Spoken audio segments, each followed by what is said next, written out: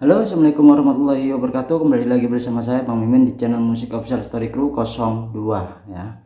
Mohon maaf ada keterlambatan upload ya karena Mimin lagi sibuk, jadi mohon maaf. Terima kasih yang sudah mendukung Mimin, mensupport Mimin sampai sekarang, dan terima kasih buat para kalian yang sudah berkenan mensubscribe Mimin ya. Mensubscribe tandanya adalah mendukung Mimin. Saya ucapkan terima kasih banyak. Kali ini saya akan membawakan novel The Story of Ye Chen bab 4145 hingga 4153. Yakni 8 bab ya, awal ya. Mohon maaf jika ada keterlambatannya ya. Langsung saja ke ceritanya, tapi sebelum itu jangan lupa like, komen, dan subscribe ya. Subscribe juga channel baru Mimin, yaitu Bang Mimin channel, linknya ada di deskripsi ya. Yuk bantu masa tetap di jalan di 60 subscribe ya. Langsung saja The Story of Ye Chen bab 4145. Menghadapi provokasi gadis di kepala, Li Shoufen hanya berkata dengan ringannya, "Saya memperingatkan Anda, jika Anda tidak meninggalkan toko saya lagi, saya akan memanggil polisi sekarang." "Panggil polisi?" Gadis itu menggelungkan bibirnya dan berkata, "Kamu melapor setelah kamu melapor ke polisi. Percaya atau tidak, aku akan menelpon sekarang dan meminta ayah untuk membeli seluruh daerah fasad ini. Dan biarkan kalian semua keluar dari sini besok." Li Shoufen bertanya dengan dinginnya, "Apa? Senang punya uang ya? Saya sudah menyewa rumah ini selama 5 tahun. Jika Anda ingin mengusir saya, Anda bisa membayar saya uang dan saya investasikan untuk membuka toko ini.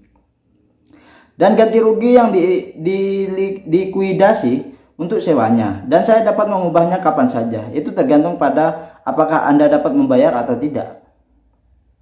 Gadis itu berkata dengan nada menghinanya, "Kakak, saya tidak berpikir Anda terlalu muda, tetapi Anda sangatlah naif.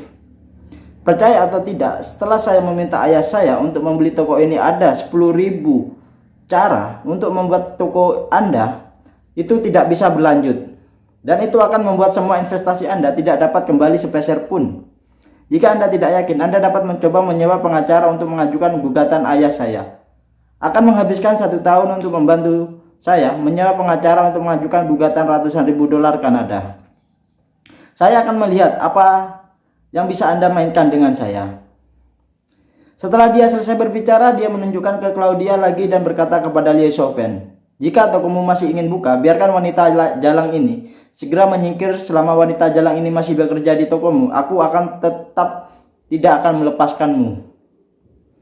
Claudia bertanya dengan marahnya, "Wang Xinyu, saya rasa saya tidak pernah memprovokasi Anda hingga sekarang. Mengapa Anda menargetkan saya di mana-mana dan memprovokasi saya? Jika saya ingat dengan benar, ketika orang tua saya masih hidup, Anda mengejar saya setiap hari di samping saya. Mereka bahkan mengatakan bahwa mereka ingin bersumpah saudara perempuan kepada saya. Bahkan jika saya tidak berjanji pada Anda di awal, Anda tidak pernah terlalu keras pada saya, kan?" Gadis bernama Huang Xinyu di kepala mendengar ini dan berkata dengan ekspresi jijiknya, "Dulu saya berpikir bahwa ayahmu agak mampu. Saya memandang Anda jika saya ingin masuk dengan Anda, tetapi saya pikir Anda dan ayah Anda akan kedinginan. Jika dia mengatakan itu dingin, aku tidak membenci energi palsu dan pendiammu. Ayahmu sendiri adalah seorang gangster sialan dan dia juga seorang mafia Italia yang terkenal jahat. Jadi, kamu berpura-pura menjadi siswa yang sangat baik semua sepanjang hari." Mengatakan itu, Huang Xinyu memandang Claudia dengan jijiknya dan berkata dengan dingin, "Dalam hal ini yang paling menyebalkan bagiku adalah pria yang kamu goda itu. Kamu tidak bertanya di lingkaran studio Kanada, kan? Di studi Kanada. Aku adalah pria Huang Xinyu yang berani menggoda." Claudia menggepalkan tinjunya dan mengangkatkan kata demi kata, "Aku baru saja mengatakannya. Aku tidak pernah merayu pacarmu yang terus melecehkanku. Aku tidak memintamu untuk mengklarifikasi fakta terlebih dahulu." Huang Xinyu berseru dan memarahi, "Sialan, jika bukan karena kamu jalan sepanjang hari, bagaimana pacarku bisa bingung denganmu dan merayumu?" Setelah berbicara, dia memelototi anak laki-laki di sampingnya dan berteriak dengan marahnya, "Li Haiyong, tampar wajahnya dengan keras. Ngomong-ngomong, aku melintir rambutnya.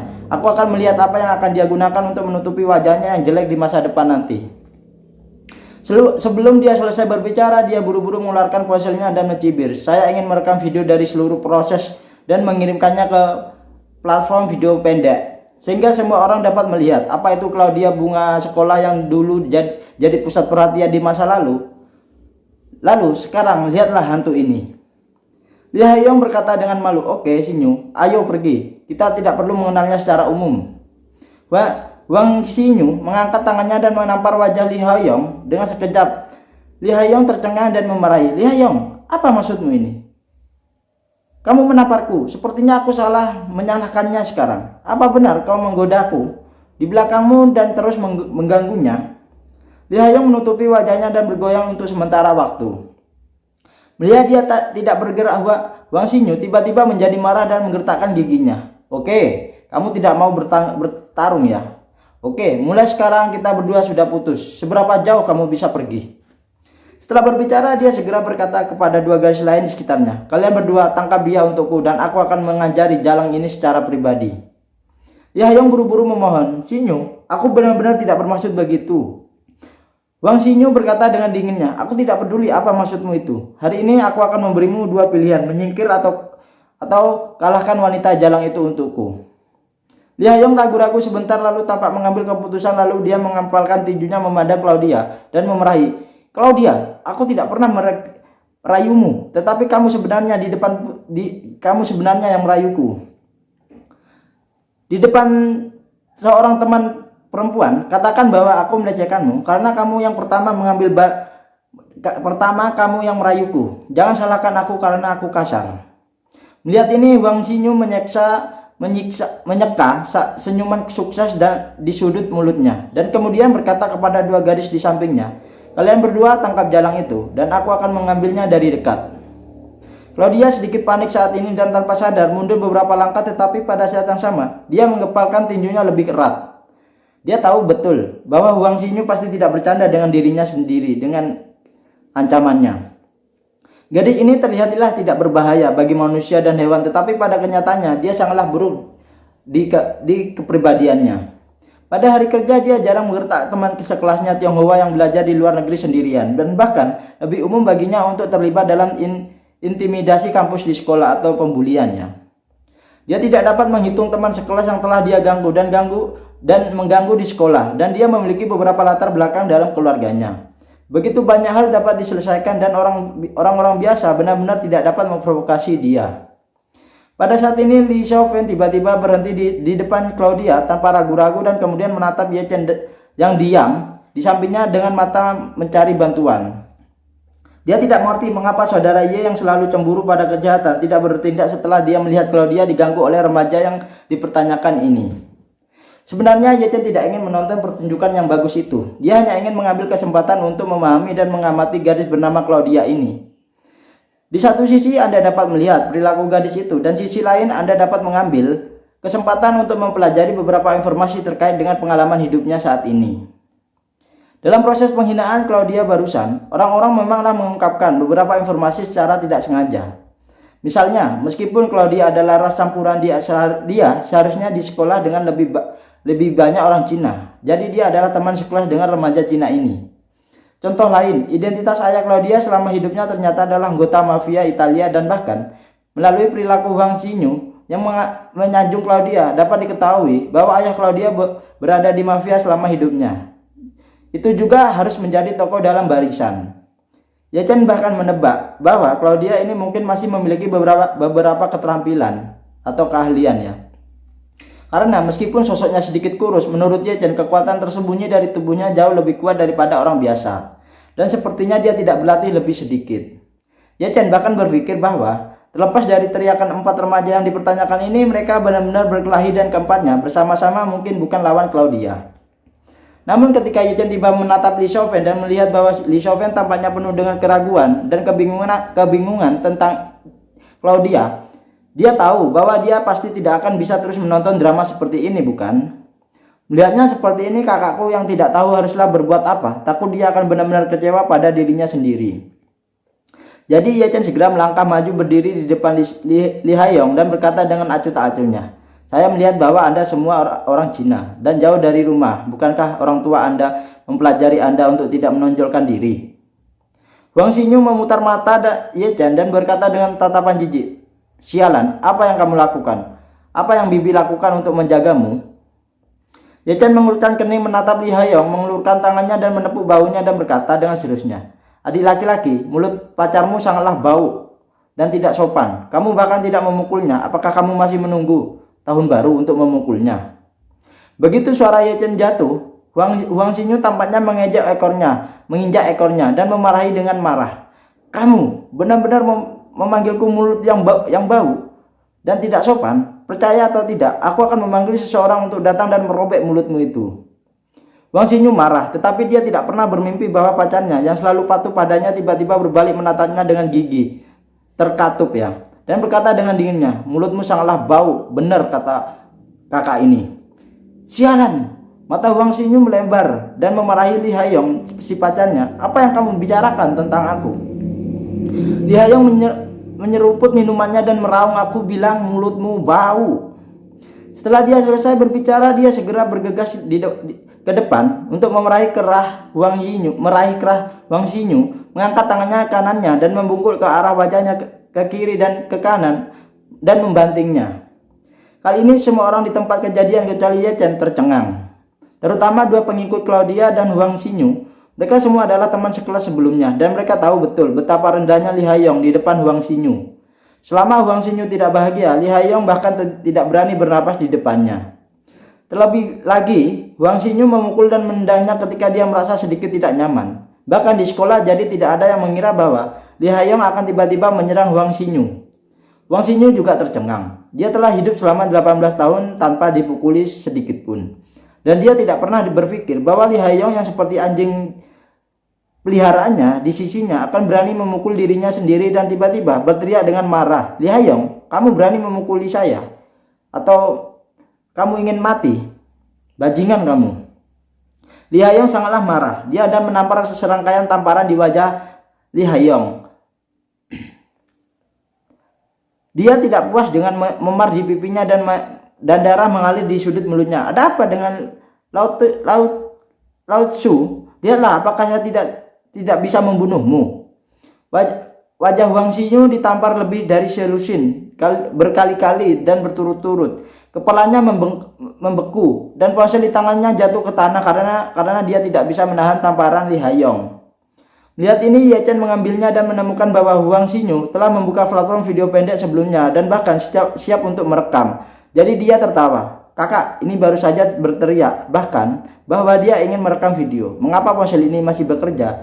Itu jatuh ke tanah. Sepertinya tidak nyaman untuk mengambil gambar, atau biarkan aku membantumu. Setelah berbicara, cukup klik tanda plus di layar kamera diarahkan langsung ke wajah Huang Xinyu dan tekan untuk memvideo. Pada saat ini organisasi Huang Xinyu telah habis atau popularitasnya ya. Ayah saya memang kaya, tetapi uang jauh tidak bisa menabung dekat tamparan. Meskipun Li Haiyong sedikit pengecut sebelumnya, dia masih seorang pria muda setinggi 1,8 meter. Kebugarannya, fisiknya memiliki keunggulan besar atas Huang Xinyu. Jadi menamparnya puluhan kali untuk berturut-turut seperti bermain tenis. Semua orang melihat dengan mata kepala sendiri bahwa wajah Huang Xinyu dipukuli menjadi kepala babi dan kedua pelayan itu cemas seperti semut di panci panas. Lagi pula mereka juga takut Li Haiyong akan kehilangan akal sehatnya dan menjadi gila. Jadi mereka menangkap mereka berdua dan bertarung bersama. Melihat Huang Xinyu hampir pingsan oleh pukulan Li Haiyong, Ye Chen berhenti merekam dan kemudian mengeklik unggah. Segera setelah itu, dia menepuk bahu Li Haiyong dan berkata dengan ekspresi mencela, Hei nak, kamu tidak mengerti Lian Xinyu, bagaimana kamu bisa memukuli seorang gadis sampai mau mati? Li Haiyong berhenti bergerak dengan enggan dan memarahi dengan marah. Sialan, pelacur bau ini tidak masalah jika dia terlihat jelek. Kuncinya adalah menjadi sangatlah murah sampai mati. Mengandalkan dua uang busuk dalam keluarganya. Setiap hari bisa tidak hidup selamanya. Aku sudah meneriakiku sepanjang hari. Aku sudah menahannya untuk waktu yang lama. Tidak rugi untuk membunuhnya. Ye Chen memotret wajah dan wajah Li Haiyong dengan ponsel Huang Xinyu, lalu melangkah maju dan memasukkan ponsel itu kembali ke dalam ransel levis Huang Xinyu, lalu menepuk bahu Li Haiyong lagi dan berkata dengan sungguh-sungguh, oh, kamu tidak bisa tidak peduli seberapa marahnya kamu. Kamu tidak bisa begitu kejam. Kamu bahkan tidak bisa mengenali ayahmu sendiri ketika kamu memukuli seorang gadis kecil itu. Itu terlalu berlebihan. Apakah kamu tidak takut ayahmu akan datang ke Kanada untuk mengganggumu? Pada saat ini seluruh kesadaran Li Haiyong langsung kembali ke jernih. Ketika dia sadar kembali, dia melihat Huang Xinyu yang telah dipukuli menjadi kepala babi sendirian dan dalam keadaan koma. Dia berlutut di tanah dengan bunyi gedebuk dan memeluk Huang Xinyu dan menangis. "Xinyu, ada apa denganmu? Xinyu, aku tidak bermaksud begitu. Aku sangat marah dan bingung. Dan jangan salahkan aku, Xinyu, bangun dan bicaralah padaku. Xinyu, aku sangatlah takut, tolong bangun." Setelah dia selesai berbicara, dia melihat bahwa Huang Xinyu dalam keadaan koma dan tidak memiliki reaksi apapun. Dia dengan cepat berbalik dan berkata kepada dua gadis lainnya, Kalian berdua harus bersaksi padaku. Saya sedang buru-buru dan kehilangan akal dan saya tidak bermaksud menyakiti Xinyu. Xinyu adalah pacar saya dan orang favorit saya. Bagaimana saya bisa dengan sengaja menyakitinya? Itu semua untuk sementara waktu amarah saya. Yang lain tidak mengerti sekarang mengapa Li Haiyong akan bertindak melawan Huang Xinyu. Tetapi melihat adegan ini, semua orang secara tidak sadar berpikir bahwa Li Haiyong mungkin telah ditindas terlalu keras oleh Huang Xinyu pada hari sekolah yang kemarin dan tiba-tiba emosinya meledak dan dia kehilangan akal. Sekarang emosi saya berangsur-angsur memudar dan rasionalitasnya saya berangsur-angsur kembali. Saya menyadari bahwa saya telah membuat kesalahan besar. Memikirkan seperti ini semuanya tiba-tiba menjadi masuk akal. Bahkan Li Haiyong sendiri berpikir bahwa dia sedang terburu-buru barusan, jadi dia kehilangan akal. Yang paling dia khawatirkan sekarang adalah bagaimana masalah ini akan berakhir. Jika Huang Xinyu tidak mau melepaskannya setelah bangun, maka dia akan benar-benarlah tamat. Ye Zhen menghela nafas saat ini dan berkata kepada Li Haiyong, "Oke, jangan menangis. Di sini prioritas utama sekarang adalah mengirim orang itu ke rumah sakit dengan cepat, atau dia akan mendapatkan masalah. Kamu akan hidup dalam hidupmu. Semuanya sudah berakhir." Li Haiyong kembali sadar dan berkata dengan panik, Ya, cepat ke rumah sakit. Cepat panggil ambulans." Tepat setelah selesai berbicara, dia buru-buru menggelengkan kepalanya dan berkata pada dirinya sendiri, Tidak ambulans, terlalu lambat. Jika sesuatu terjadi itu akan merepotkan. Rumah sakit umum tidak jauh dari sini. Saya akan naik taksi dan pergi." Setelah mengatakan itu, dia buru-buru memeluk Huang Xinyu dan berlari dengan putus asa. Melihat kedua pelayan itu masih berdiri tercengang, Ye Zhen berkata, "Mengapa kalian berdua masih berdiri di sana? Mengapa kamu tidak segera mengikutinya?" Keduanya kembali sadar, saling memandang dan bergegas keluar pintu dan mengejar mereka. Li Xiaofeng menghela nafas lega. Pada saat ini dan menghela nafas, benar-benar orang jahat memiliki urusan jahat mereka sendiri. Saya pikir Huang Xinyu tidak akan terpisah dari rumah sakit dalam 10 atau 20 hari ke depan. Ye Zhen mengangguk dan berkata dengan santainya, "Saya baru saja mengirim video pendek ke ponsel di ponselnya. Diperkirakan untuk waktu yang lama di masa depan, bahkan jika dia pulih, dia tidak akan menunjukkan wajahnya." Li Xiaofeng tidak bisa menahan tawa dan berkata, "Kakak Ye, bagaimana kabarmu?" Berbicara dia hanya bisa menghela nafas seperti Li Haiyong tidak diganggu oleh Huang Xinyu pada hari kerja dan dia benar-benar kehilangan akal sehatnya. "Ya." Ye Zhen mengangguk tersenyum sedikit dan menyembunyikan prestasinya dan ketenarannya. Kali ini dia tidak secara langsung memberi Li Haiyong saran psikologis menyeluruh seperti yang dilakukan pada Wuki di waktu yang dulu ya. Kali ini agar tidak menunjukkan jejak apapun, dia dengan sengaja menggunakan energi spiritualnya untuk memberi Li Haiyong sasaran psikologis yang jauh lebih ringan daripada Wuki. Setelah berhasil membuatnya kehilangan akal, dia menggunakan 2 saran psikologis berturut-turut untuk mendapatkan kembali kewarasannya untuk pulih. Dengan cara ini memberikan perasaan kepada orang lain dan Li Haiyong adalah momen kegembiraan atas kehilangan akal dan hasrat untuk menyakiti orang. Bagi Ye Zhen, ini adalah cara baru bermain dengan kilasan inspirasi ya. Claudia berkata dengan penuh berterima kasih saat ini. "Terima kasih Nona, terima kasih Nona Xiaofeng, terima kasih Tuan Ye." Li Xiaofeng tersenyum dan berkata, "Jika kamu ingin berterima kasih padanya, terima kasihlah kepada Li Haiyong." Claudia membungkuk sedikit kepada mereka berdua dan kemudian berkata kepada Li Xiaofeng, "Saudari Xiaofeng, aku akan bekerja di belakang." Li Xiaofeng kemudian berkata, "Kamu bisa istirahat sebentar atau kamu bisa mengawasi kasir untukku sebentar dan aku akan membersihkannya nanti." Claudia buru-buru berkata, "Biarkan aku pergi." Setelah berbicara tanpa menunggu Li Xiaofeng berbicara, dia berbalik dan pergi ke gudang kecil dan di belakang toko serba ada itu. Ye Zhen melihat ke belakang Claudia dan menjadi sedikit lebih ingin tahu tentang gadis ini di dalam hatinya. Pada saat yang sama, dia mengeluarkan ponselnya dan melihat ke bawah. Dia merasa bahwa orang misterius itu mungkin akan segera mengirim informasi. Benar saja, kurang dari 2 menit kemudian, dia menerima pesan dari orang misterius itu, hanya dengan 8 kata. bahwa dia keluar dari Kanada. Ketika dia menerima pesan ini, Ye Chen menelpon lagi tanpa berpikir dan tentu saja telepon lalu dimatikan. Kali ini dia tidak melanjutkan untuk menyelidiki identitas pihak lain, tetapi berbalik dan melirik ke gudang melihat bahwa Claudia dengan celemek sedang sibuk di dalam. Dia diam-diam memasukkan ponsel ke dalam sakunya. Di matanya, gadis bernama Claudia ini tampaknya semakin menarik. Jadi dia sengaja berpura-pura tidak menerima pesan tes dan pengingat tadi dan berkata kepada Li Shoufen dan sambil tersenyum, "Shoufen, apakah kita akan makan di luar di malam hari atau di rumah?" Li Shoufen tersenyum dan berkata, "Tidak apa-apa, mari kita lihat apa yang ingin dimakan kakak Ye nanti. Jika kamu ingin memakan di rumah, tunggu Bibi Li kembali. Ayo pulang dan masak bersama. Jika kamu ingin makan di luar, lihatlah apakah Anda ingin makan makanan barat atau makanan Cina." Ye Chen mengangguk dan berkata, "Ayo makan di rumah, sudah lama aku tidak mencicipi keahlian Bibi Li." Li Shoufen-nya buru-buru berkata lagi, "Kalau begitu aku akan pergi membeli makanan sebentar lagi." Mengatakan itu, Li Shoufen berkata kepada Claudia di gudang, "Claudia, aku akan pergi ke pasar sayur sebentar lagi. Kamu bisa mengurus kasir kan?" Claudia mengangguk dan berkata dengan sopannya, "Oke, Nona Fei." Li Shoufen bertanya kepadanya sambil tersenyum, "Apakah Anda ingin makan malam ini? Beritahu adikku." Claudia buru-buru berkata, "Saudari Shoufen, saya tidak akan makan di rumah pada malam hari. Tuan Ye telah datang untuk melihat Anda dan Bibi Li.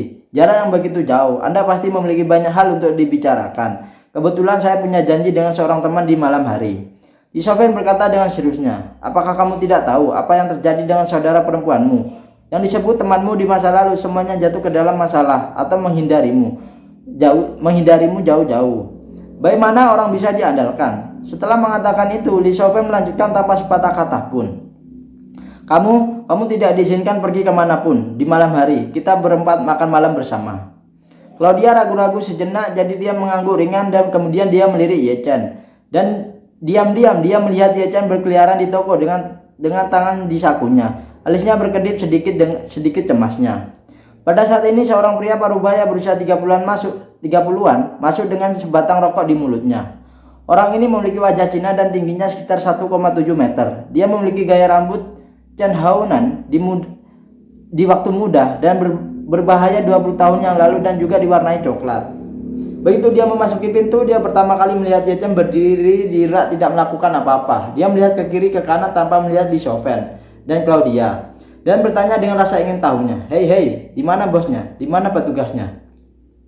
Ketika Li Shoufen mendengar suara itu, ekspresinya berubah dan dia bertukar pandang dengan Claudia, lalu mengeluarkan tangan untuk menahannya, lalu berbalik dan berjalan kembali ke kasir. Melihat pria itu, Li Shoufen tersenyum sopan. "Mengapa saudara Lei bebas?" Pria yang dia kenal sebagai saudara Lei tertawa dan mengangkat alisnya dan memandang Li Shoufen dan bertanya, "Shoufen, bagaimana bisnismu dalam 2 hari terakhir ini?" "Tidak apa-apa." Li Shoufen tersenyum sopan dan berkata, "Situasi kita sama seperti hari-hari yang kemarin, tidak ada perubahan." Kakak Lei mengangguk meletakkan tangannya di atas meja mendekati Li Shoufen dan berkata sambil tersenyum, "Shoufen, apa yang dikatakan kakak Lei terakhir kali, apakah Anda memikirkannya? Lihat dirimu. Kakakku juga seorang orang dalam ukuran sekarang, dan sepupu kecilku mengenalimu sebagai saudara perempuan dewa lagi. Jika kita membuat pasangan lagi, bukankah itu ciuman?" Li Shoufen berkata sambil tersenyum, "Saudara Li, Anda benar-benar bercanda. Anda adalah tokoh terkenal di Chinatown dan bahkan di seluruh Vancouver. Bagaimana saya bisa layak bagi Anda dengan penampilan biasa seperti ini? Selain itu, Anda sekarang menjadi selebriti di geng Italia. Anda masih harus menemukan gadis Italia untuk menjadi yang paling cocok untuk Anda." Saudara Li berkata dengan sungguh-sungguh, "Shoufen, saudara Li, hatiku untukmu dapat dipelajari dari matahari dan bulan. Sejujurnya orang-orang Italia itu telah membujuk saya untuk menemukan seorang gadis Italia. Dan bahkan mengatakan untuk menemukan saya seorang gadis Italia asli dari silsilah. Tetapi aku masih ingin menemukan orang Cina yang rendah hati. Bagaimanapun juga, kita adalah keturunan Yan dan Huang." Saat ini dia mengatakan itu, dia mengambil sebatang rokok dan memperlihatkan mulut di giginya kuning yang berasap. Hehehe, tersenyum dan berkata, "Shoufen, seluruh Chinatown, aku akan melihatmu paling banyak. Kamu mengatakan bahwa Jika kita bisa membuat itu di masa depan nanti, di pecinaan, itu juga cerita yang bagus. Li Xiaofen menggelengkan kepalanya dan berkata sambil tersenyum, "Saudara Li, sejujurnya saya benar-benar tidak cocok untuk Anda. Kalian bertarung sepanjang hari. Saya tidak dapat memiliki karakter ini. Jadi saya hanya ingin menemukan seorang yang bisa hidup damai."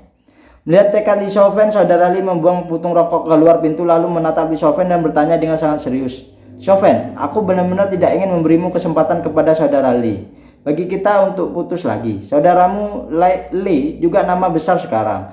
Ikuti saudaramu Li tidak akan membiarkanmu menderita." Li Xiaofen berkata dengan sopannya, "Terima kasih saudara Li atas kebaikan Anda, tetapi kami benar-benar tidak cocok untuk Anda." Saudara Li bertanya kepadanya, "Kamu benar-benar tidak memikirkannya?"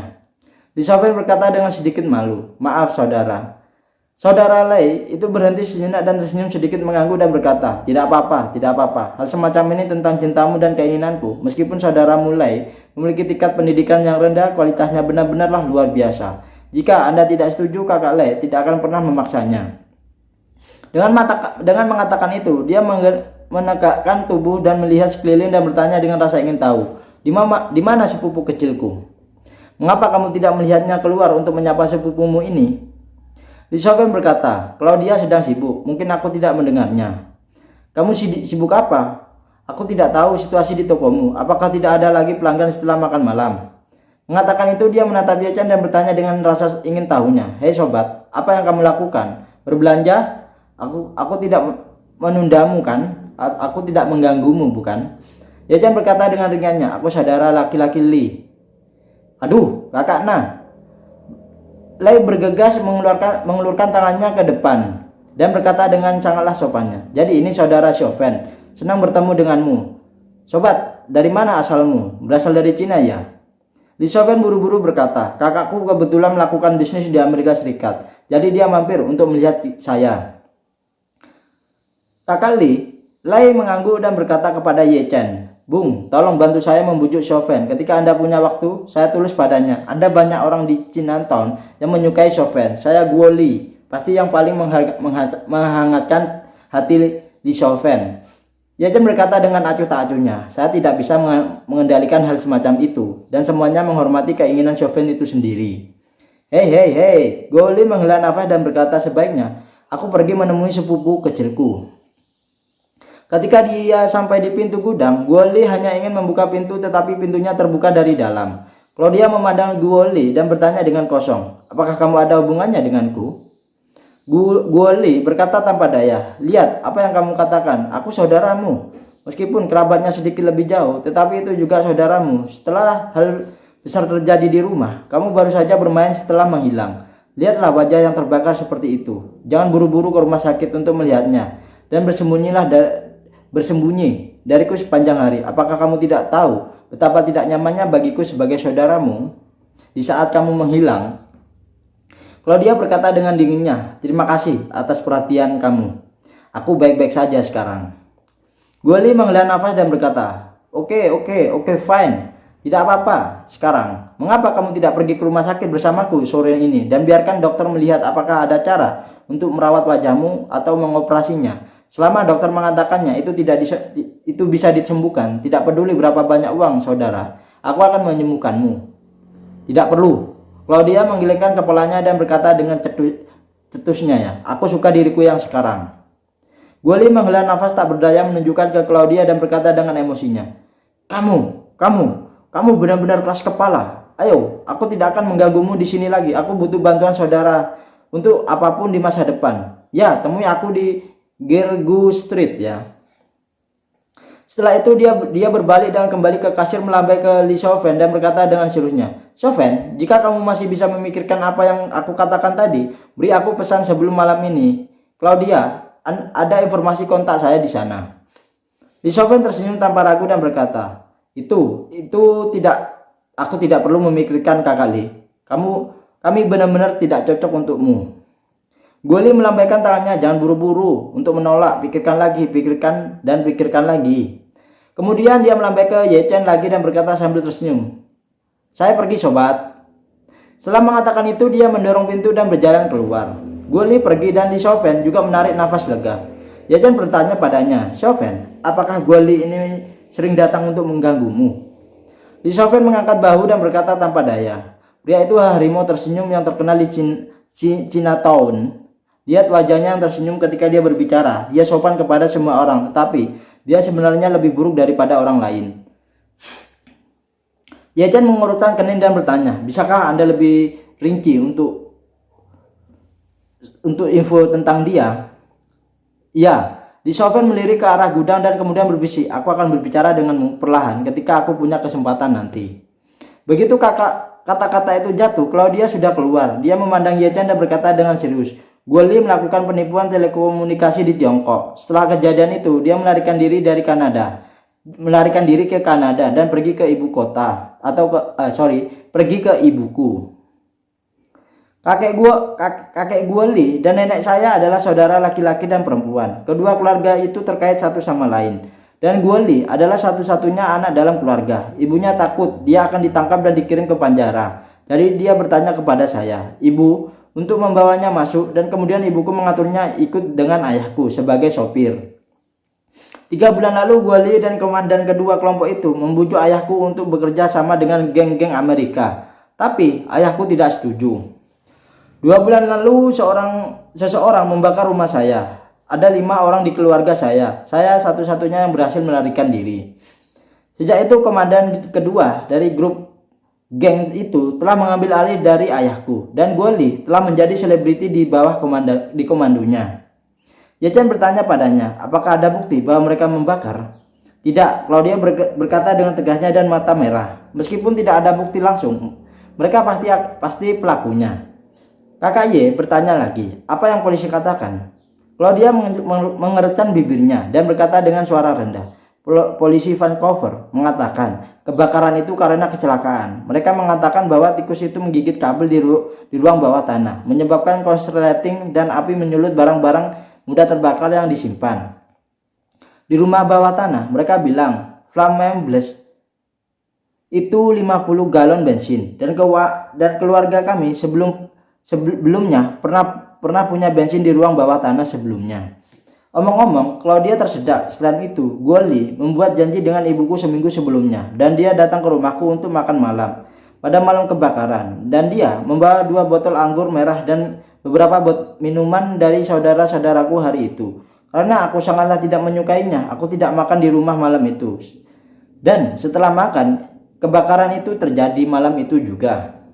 Claudia menyeka air matanya dan melanjutkan, ketika kebakaran dimulai, saya pergi ke kamar orang tua saya untuk pertama kalinya. Saat itu saya menemukan bahwa orang tua saya tidak bernafas, dan kemudian saya pergi ke kamar saudara-saudara saya.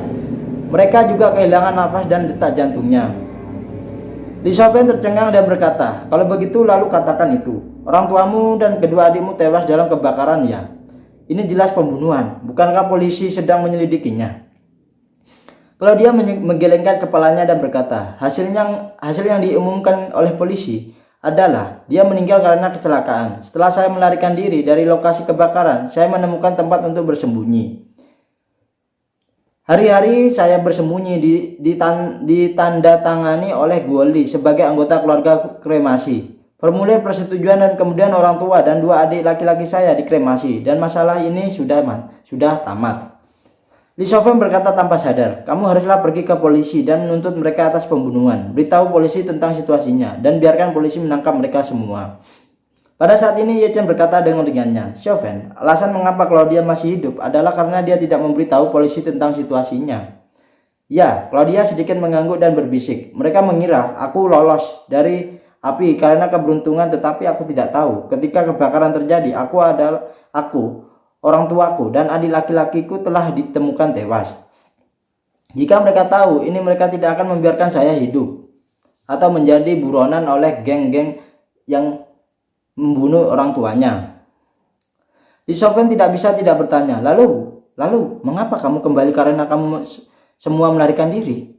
Claudia berkata tanpa daya, bagaimana jika saya tidak kembali? Jika saya tidak kembali, mereka dapat menebak bahwa saya harusnya mengetahui sesuatu, sehingga mereka tidak berani kembali. Kalau begitu, mereka pasti akan mencari aku kemana-mana dan cepatlah membunuh saya. Sebaliknya, Ketika saya kembali, saya akan membuat mereka menyadari bahwa semuanya mulus atau berjalan lancar rencananya. Berpikir bahwa saya tidak tahu apa-apa. Selain itu, mereka tidak meragukan kata-kata saya. Saya memberitahu mereka bahwa alasan mengapa saya menghilang untuk beberapa waktu adalah karena anggota keluarga saya meninggal dan wajah saya terbakar. Setelah menerima kenyataan, saya memutuskan untuk kembali. Li Shofeng bertanya lagi, bagaimana jika mereka tidak mempercayaimu dan ingin membunuhmu? Tidak, Claudia menggelengkan kepalanya dan berkata, kematian orang tua dan saudara laki-lakiku disamarkan sebagai kecelakaan besar oleh mereka. Sekarang aku kembali. Di mata semua orang, aku satu-satunya yang selamat dalam kebakaran malam itu. Jika aku mati tiba-tiba suatu hari, aku akan tampaklah terlalu disengaja di mata orang-orang luar. Jadi selama mereka yakin aku tidak tahu ceritanya di dalam kebakaran itu, mereka tidak akan mengambil resiko untuk membunuhku. Apalagi jika saya ingin membalas dendam untuk orang tua dan kedua adik laki-laki saya harus kembali ke Vancouver untuk mendapatkan kesempatan. Berbicara tentang ini, Claudia menangis lagi. Hanya saja ketika saya kembali, orang tua saya dan dua adik laki-laki saya telah dikremasi dan dikuburkan sebagai satu-satunya kerabat mereka yang saya tidak dapat mengirim mereka perjalanan terakhir atau menghantar kepergian orang tuanya untuk terakhir kalinya. Setelah mendengarkan ini, Li Shofeng tidak bisa menahan air matanya dan dengan lembut memeluk Claudia yang tersedak. Mengapa kamu tidak memberitahuku ini sebelumnya? Claudia berkata sambil menangis. Saya tidak berani mengatakannya sebelumnya karena saya takut jika kata-kata ini menyebar, saya akan mati. Yajan tidak bisa mengagumi Claudia saat ini. Gadis ini baru berusia 18-an tahun. Namun dalam menghadapi cobaan berat ini, dia dapat menganalisis situasi dengan sangatlah teliti. Selain itu, dia juga membuat penilaian yang paling tenang yang benar-benar luar biasa. Meskipun dia tahu bahwa Goli adalah pelakunya yang membunuh keluarganya, sungguh luar biasa dia masih memiliki keberanian untuk kembali ke tempat ini. Pada saat ini, Ye Chen yang tidak berbicara berkata, Shofeng, ayo pergi ke jalan dan belikan aku penekuk dan buah. Li Shofeng tertegun sejenak dan bertanya-tanya, mengapa kakak Ye tiba-tiba meminta dirinya untuk membeli pancake saat ini? Tepat ketika dia akan bertanya mengapa, Ye Chen berhenti berpura-pura dan berkata, aku punya sesuatu untuk dilakukan dan aku ingin mengobrol dengan Claudia secara pribadi. Li Shofeng sangatlah gembira ketika dia mendengar ini. Dia tahu bahwa kakak Ye-nya mampu dan pasti ada cara untuk membalaskan dendam Claudia. Memikirkan hal ini, dia segera menyeka air matanya dan berkata dengan penuh semangatnya, oke kakak Ye, aku akan membelikan untukmu sekarang pancake. Setelah itu dia buru-buru berkata kepada Claudia, Claudia, jika kamu memiliki keluhan, beritahu kakakku Ye ini. Dia pasti akan membantumu karena untuk menemukan jalan keluarnya. Claudia sedikitlah gugup. Tiba-tiba dia tidak tahu mengapa Ye Chen tiba-tiba ingin mengobrol dengannya secara pribadi. Pada saat ini, Li Shofeng buru-buru berlari keluar pintu dan membalik tanda terbuka menjadi tutup. Ye Chen memandang Claudia pada saat ini dan bertanya langsung ke intinya. Katakan padaku, kamu telah mengirimku SMS tanpa henti selama 2 hari terakhir, bukan? Menginginkan aku datang dan membawa Shofeng pergi. Bahaya apa yang dia hadapi? Claudia memandang Ye Chen dan bertanya dengan panik. Kamu, bagaimana kamu tahu soal itu? Ye Chen berkata dengan seriusnya, sejak pertama kali saya memasuki toko dan melihat Anda, saya tahu itu Anda pelakunya. Claudia bahkan lebih bingung dan bertanya tanpa sadar kenapa. Ye Chen menunjuk bekas luka di wajahnya dan berkata dengan ringannya, karena bekas luka di wajahmu semuanya palsu. Kalimat pendek Ye Chen benar-benar mengejutkan Claudia. Dia tanpa sadar menutupi bekas luka di wajahnya dan berkata, kamu, bagaimana kamu bisa memastikan itu? Ye Chen berkata dengan acuh tak acuhnya, meskipun bekas luka Anda sangatlah nyata, itu hanya efek visual. Jika itu adalah bekas luka yang nyata, itu masih merupakan bagian dari jaringan tubuh Anda. Dengan kata lain, bekas luka asli masih hidup.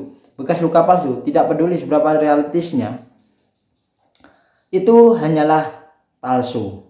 Penjelasan Ye Chen membuat Claudia agak tidak bisa mengerti. Dia bisa mengerti bahwa bekas luka itu palsu, tapi dia tidak mengerti bagaimana Ye Chen bisa tahu bahwa itu palsu. Bagi Ye Chen, kemampuan prinsip aura jauh melampaui penglihatan.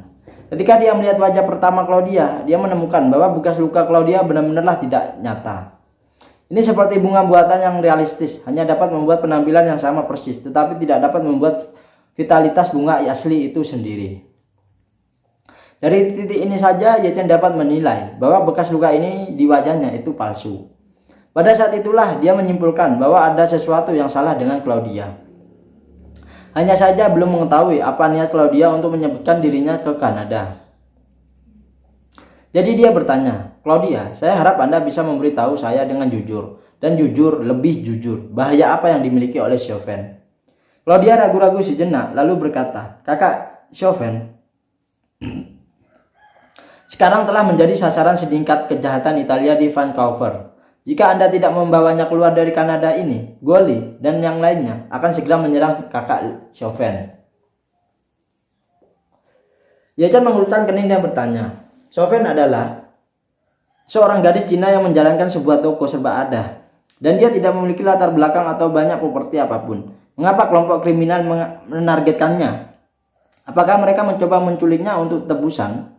"Tidak, itu tidak," Claudia berkata dengan sangatlah serius. "Mereka jauh lebih jahat daripada penculik dan pemerasan."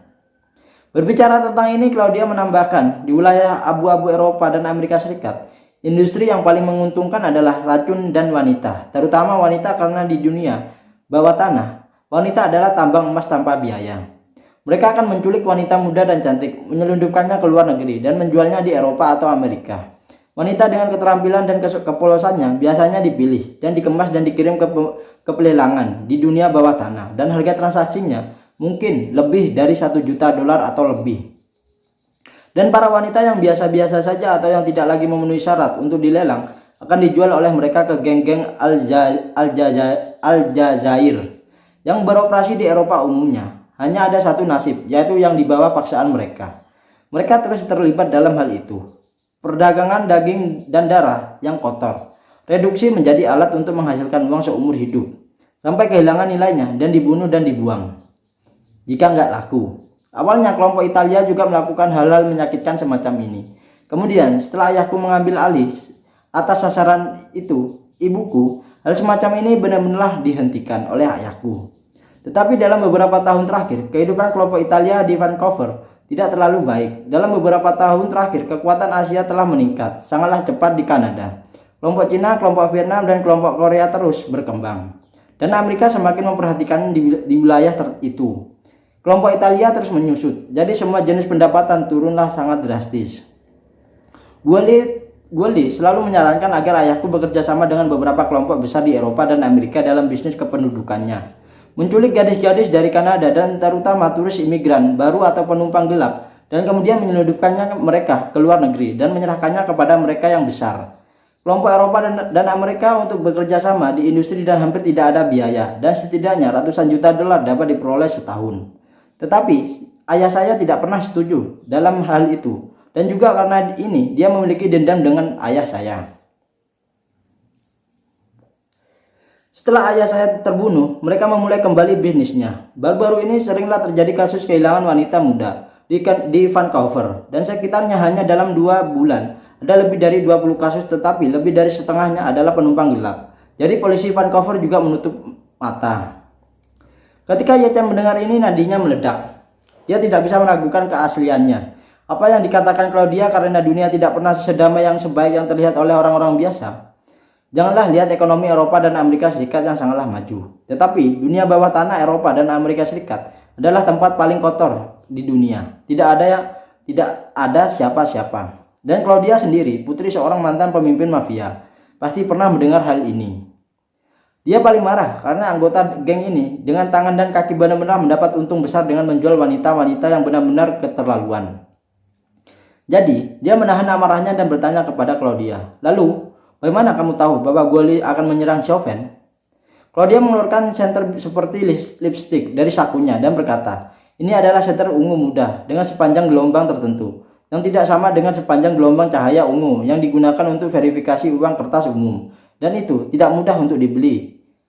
Pasar ada juga ramuan khusus untuk cocok dengan senter cahaya ungu ini. Ramuannya hanya akan dikembangkan dan di bawah cahaya ungu sepanjang gelombang ini. Setelah mereka memilih target, Mereka akan menggunakan ramuan ini untuk menggambar gambar tertentu di pintu dari target yang dipilih yang ditandai. Ini adalah aturan yang dibuat antara beberapa geng untuk menghindari persaingan satu sama lain. Mereka membatasi jumlah maksimum tanda untuk geng yang sama pada saat yang sama. Jika ada tanda geng di pintu rumah tertentu dan jumlah tanda ditandai dalam batas atas geng, itu membuktikan bahwa geng ini telah memilih rumah ini sebagai target dan memilih kesempatan sehingga geng ini tidak bisa lagi menyerang rumah ini. Setelah mengatakan itu, Claudia memandang Ye Chen dan berkata, pada hari aku mengirimmu pesan teks adalah pertama kalinya aku menemukan tanda yang ditinggalkan oleh Guoli dan yang lainnya di pintu rumah Bibi Li. Ye Chen bertanya lagi, lalu mengapa Anda menghubungi saya? Claudia menjelaskan, karena Nona Chauvin paling sering menyebutkan nama Anda.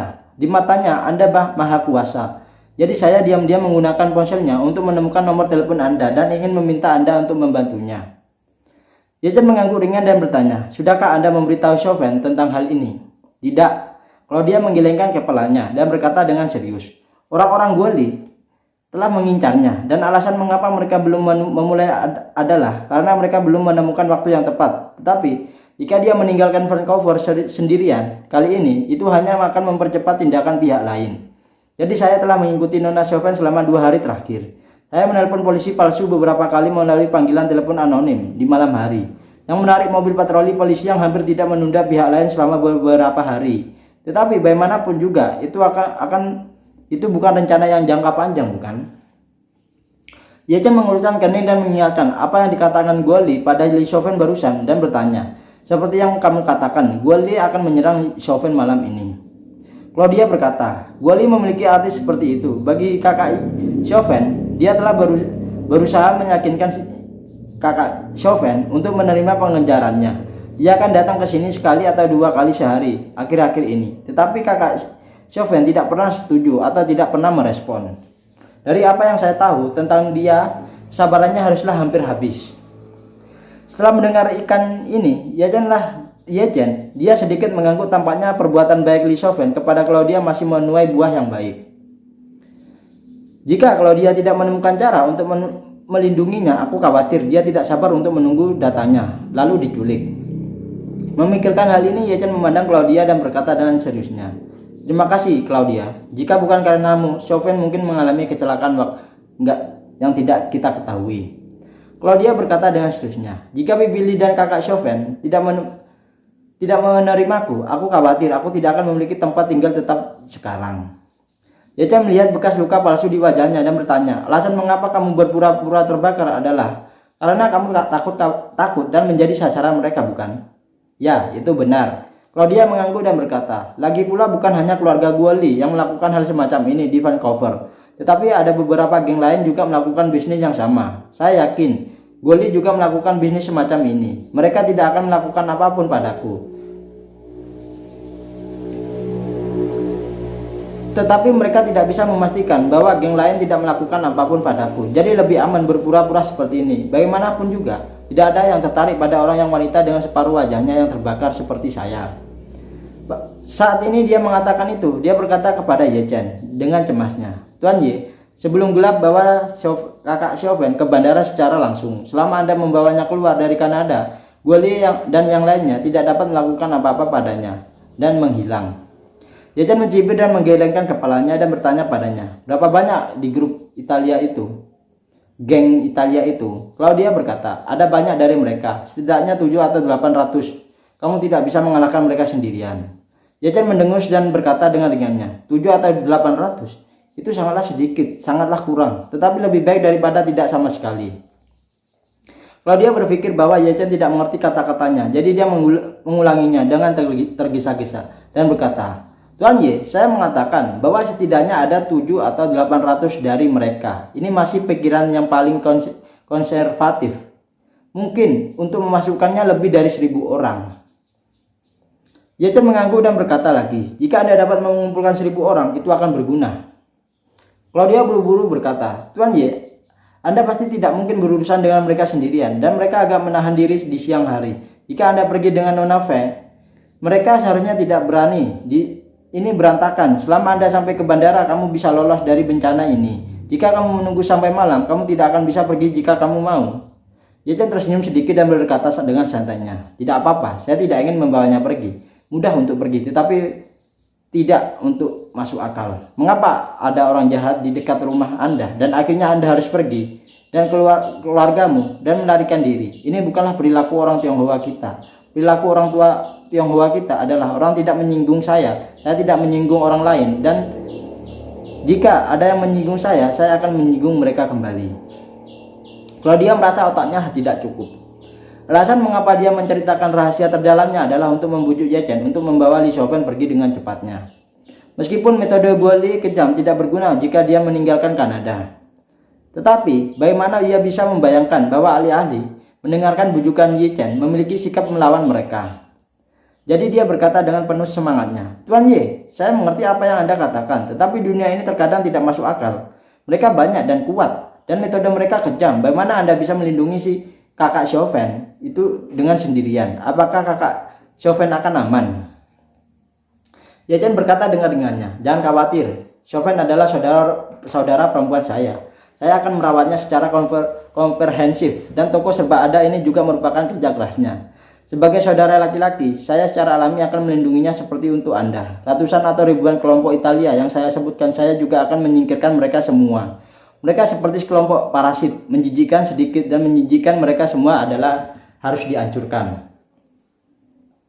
Claudia tercengang. Dia tidak tahu bagaimana Ye Chen datang jauh-jauh ke Kanada sendirian untuk mengatakan komentar tidak setuju seperti itu. Dia bahkan tidak mengerti bahwa geng-geng ini di Kanada, bahkan seluruh Eropa dan Amerika Serikat telah memberikan kanker selama puluhan atau ratusan tahun, dan tidak ada yang pernah bisa membasmi mereka. Dari mana Ye Chen dapat kepercayaan diri itu? Melihat Claudia sedikit terkejut, Ye Chen bertanya kepada Claudia, "Apa rencanamu sekarang?"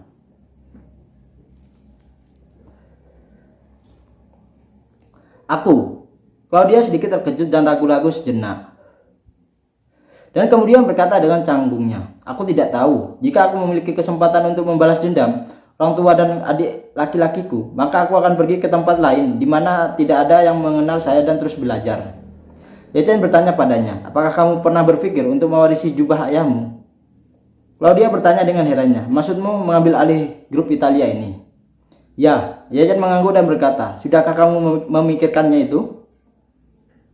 "Tidak, saya tidak berani." Claudia menggelengkan kepalanya dan berkata dengan seriusnya, "Selain balas dendam, aku tidak ingin ada hubungannya dengan kelompok sampah di dalam hidupku."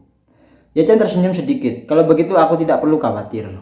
Setelah itu Ye Chen bertanya lagi, "Ngomong-ngomong, jam berapa orang-orang ini biasanya muncul?" Claudia masih tidak ingin mengerti apa yang dimaksud Ye Chen ketika dia mengatakan bahwa dia tidak khawatir. Dan ketika dia mendengar pertanyaan Ye Chen, dia buru-buru berkata, "Ini pasti malam, dan pada paruh kedua malam, mereka biasanya menyelinap ke orang-orang yang menjadi sasaran pada dini hari. Di rumah setelah membius semua orang yang menjadi sasaran dibawa pergi, dan jika mereka menghadapi perlawanan, mereka akan dibunuh."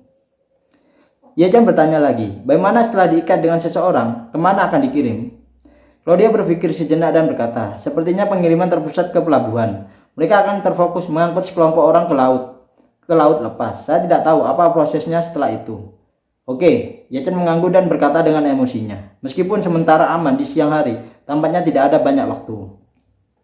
Selain itu, Ye Chen bertanya lagi, "Selain melakukan hal-hal jahat ini, bisnis apa yang dilakukan oleh geng mereka?" Claudia berkata, "Selain itu, mereka juga menjalankan beberapa bar, hotel, dan banyak tempat dengan layanan pembersihan tepi. Selain itu, mereka juga memiliki beberapa kasino di bawah tanah." Ye Chen mengangguk dan bertanya padanya, "Jika saya ingin bermain dua permainan di kasino, kepada siapa saya harus pergi?" Claudia bertanya dengan tanggungnya, "Tuan Ye, apakah Anda tidak bercanda? Apakah Anda gila?" Ye Chen tersenyum dan berkata, "Tentu saja, saya tidak gila." Claudia berpikir bahwa Ye Chen sedang bermain melawan kasino lawan, dan berkata dengan seriusnya, "Kasino adalah salah satu sumber pendapatan utama mereka. Ada banyak orang yang menjaganya, dan mereka semua dipersenjatai dengan senjata yang untuk mencegah si hitam memakan si hitam. Jangan pikirkan itu, atau membunuh yang sudah menang." Ye Chen melambaikan tangannya, "Saya tidak bermaksud apa-apa lagi. Saya hanya ingin bermain dua pertandingan dan omong-omong kehilangan uang dari mereka." Dengan mengatakan itu, Ye Chen tidak bisa menahan diri untuk tidak menghela nafas. "Kanada terlalu jauh, dan butuh waktu bagi saya untuk mengerahkan pasukan. Jika saya dapat menyeret mereka keluar selama sehari, saya dapat memiliki lebih banyak waktu untuk bersiap." Claudia berpikir sejenak dan berkata, jika Anda benar-benar ingin memainkan dua permainan, saya dapat menemukan Goldie. Dia tidak sabar untuk menemukan lebih banyak orang untuk memainkan dua permainan di kasino mereka. Ye Chen menjentikan jarinya dan berkata, dan sambil tersenyum liciknya Ye Chen ya. Tunggu aku akan menelpon. Bagaimanapun Ye Chen berbalik dan berjalan keluar dari toko serba ada punya Chauvin. Di Chauvin sedang memegang pancake dan buah saat ini. Berdiri di pintu menunggu dan dengan cemasnya. Melihat Ye Chen keluar, dia buru-buru melangkah maju dan bertanya dengan perhatian. Kakak Ye, bagaimana obrolanmu dengan Claudia? Seru enggak? Ye Chen tersenyum dan berkata, hampir sampai bagaimana dengan buah pancakeku. Aku ingin itu. Aku ingin pancake. Li Chauvin mengangkat tangannya dan menyerahkan kantong makanan kepada Ye Chen. Ya, ini pancake kakak Ye. Bisakah kamu membantu Claudia, kakak? Ye Chen mengangguk dan berkata dengan ringannya, tentu saja. Apakah masalah sepele ini masih menjadi masalah bagi saudaramu ini? Mendengarkan ini, Li Chauvin langsung menjadi bersemangat dan memeluk Ye Chen melompat ya, dan berkata dengan penuh semangatnya, bagus kakak Ye, bagus. Ye Chen menepuk pundaknya dan berkata sambil tersenyum, kamu masuk dulu, aku akan menelepon. Oke, siap. Li Chauvin mengangguk dan buru-buru kembali ke toko serba ada dengan gembiranya. Ye Chen mengeluarkan sebuah pancake dari tas dan menggigitnya, lalu mengeluarkan ponselnya dan menelpon Wang Paozhong.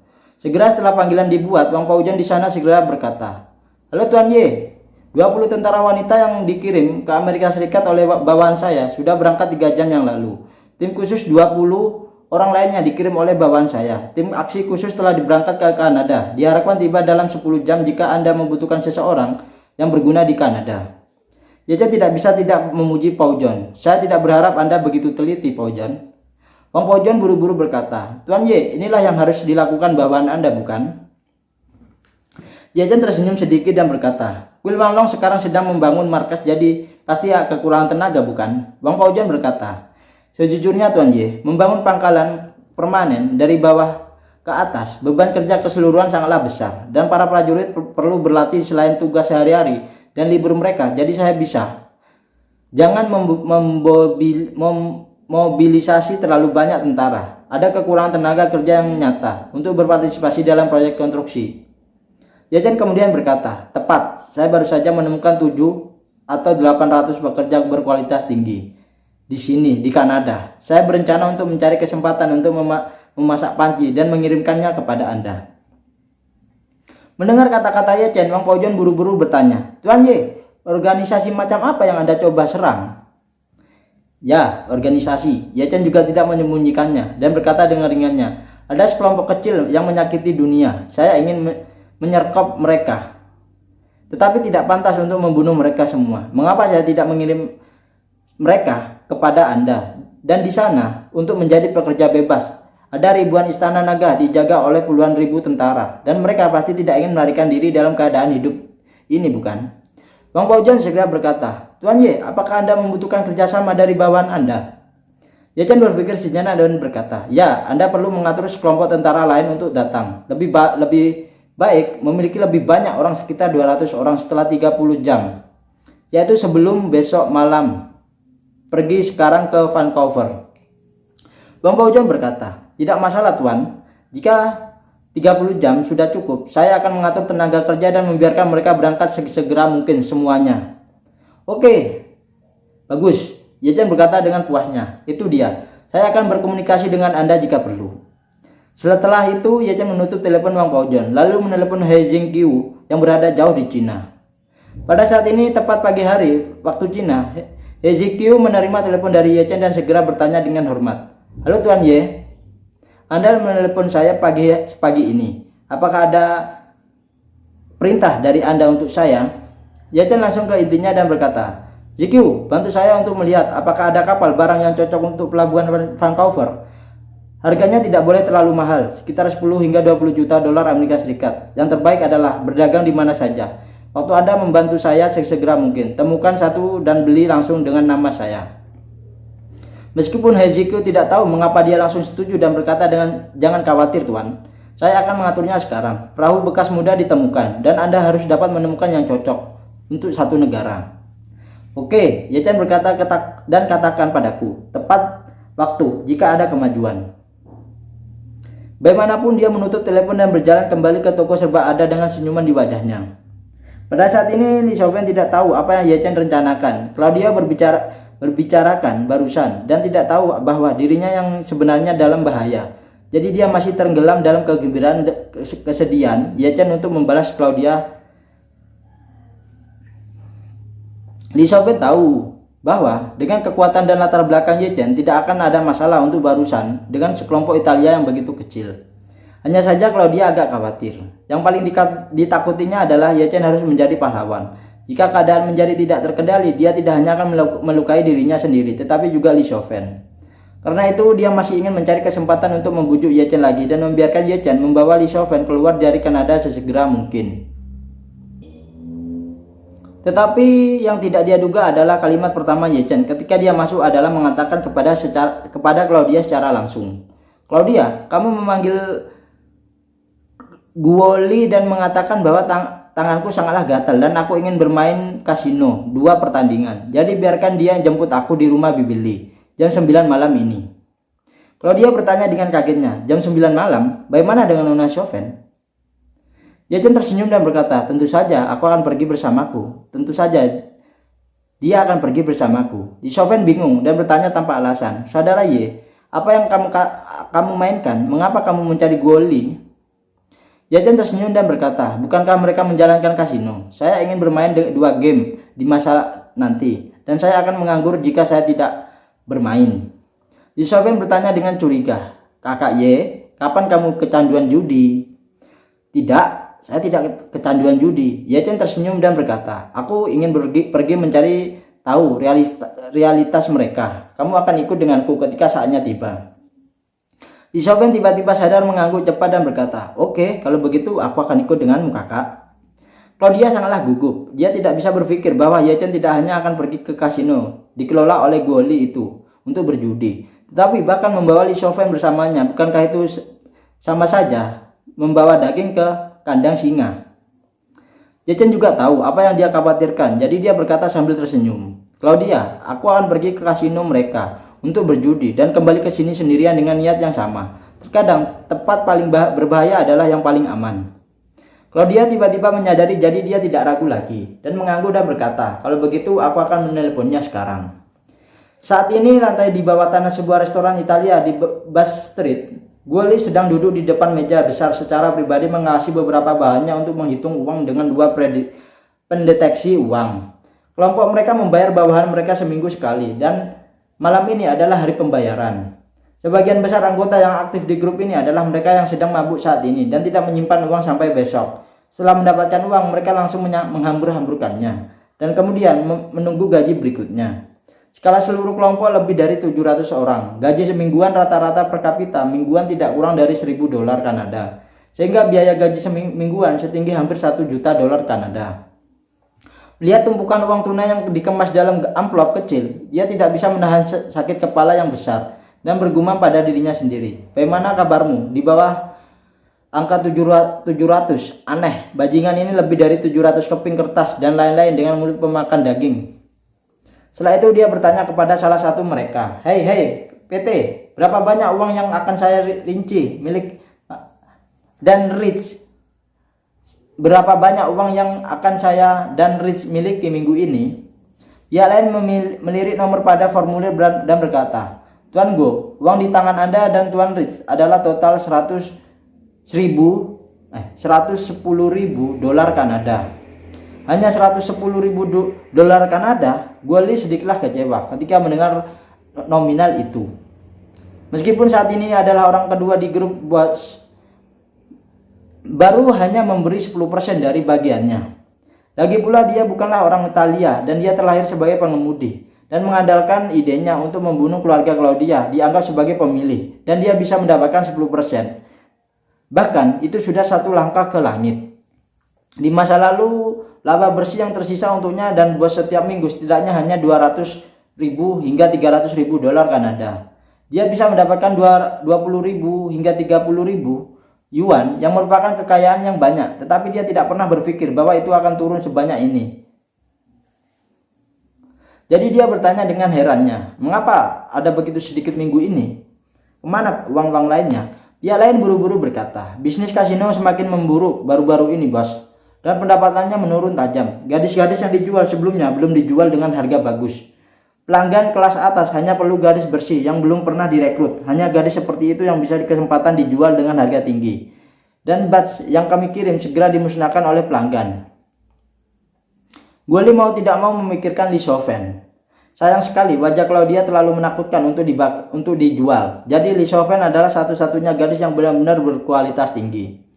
Awalnya dia ingin menjadi pacar dengan Li Shoufen, tetapi Li Shoufen benar-benar tidak membeli atau tidak merespon cintanya, dan dia secara bertahap kehilangan kesabaran. Jadi dia berkata kepada pria itu dengan suara dingin, ada hal yang baik malam ini. Jika kamu mendapatkannya, itu pasti akan dipilih untuk pelanggan, dan mungkin itu akan terjual jutaan dolar. Wah, itu bagus, pria itu berkata dengan penuh semangatnya. Hanya, jika itu terus menyediakan pasokan berkualitas tinggi, pelelangan akan memperhatikan kita. Jika tidak, kita akan perlahan-lahan ditarik ke dalam daftar hitam oleh pelanggan.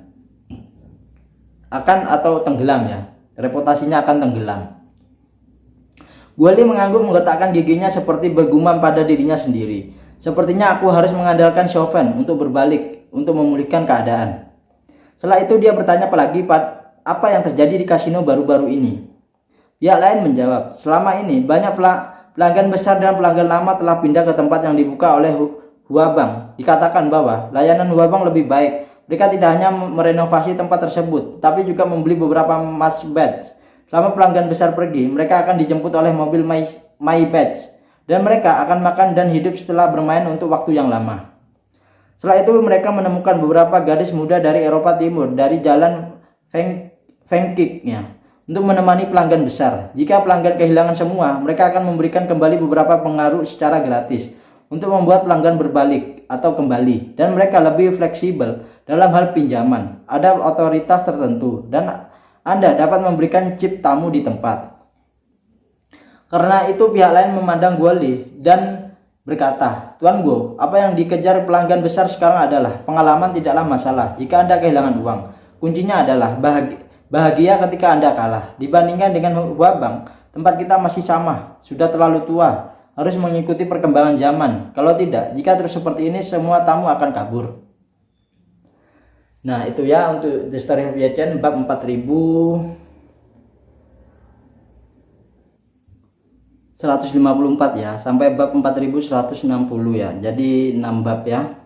Jadi itu The Story of Ye Chen. Apakah Ye Chen akan, ya kita sudah tahu lah ya, Ye Chen pasti akan menang. Tanpa kita membaca pun itu pasti endingnya kita sudah hafal ya. Ye Chen akan memenangkan, dan orang-orang dari Guoli itu akan dipasokkan ke Istana Wanglong untuk menjadi pekerja paksa ya.